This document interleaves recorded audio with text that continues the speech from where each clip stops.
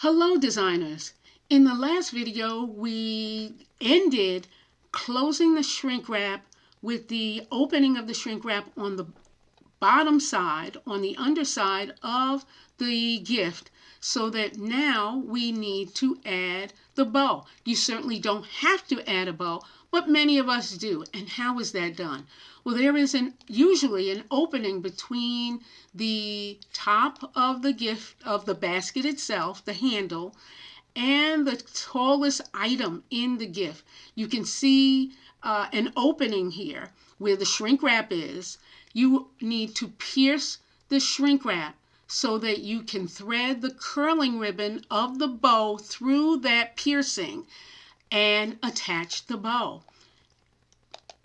A skewer is very helpful in doing this because the skewer has a point. Certainly other items have a point. If you have something else that has a point, then use that. But a skewer is always helpful in this manner. Yes, you could use scissors, but a scissors or knife might pierce the shrink wrap too much so that the shrink wrap itself starts to open up more than you want it to. You just want a small piercing so that you can bring the curling ribbon through that piercing and add the bow. Now I don't have a picture of the curling ribbon going through the piercing, but you can visualize how that's done so that you add the bow as you see the bow being added here.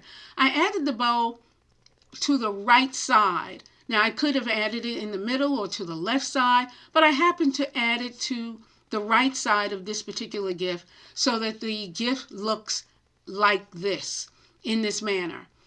So a skewer is going to help you, or some other kind of instrument that is just going to pierce and not open the shrink wrap totally, so that you can add the curling ribbon through the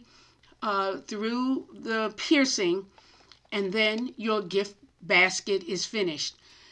We don't always add the fan on top, the plume on top. Sometimes you want to close the basket so that the plume is not on top. Sometimes we do this method, handle the gift in this method for shipping, so that the bow will still be fluffy and still look great, where a fan might not look so great when shipped.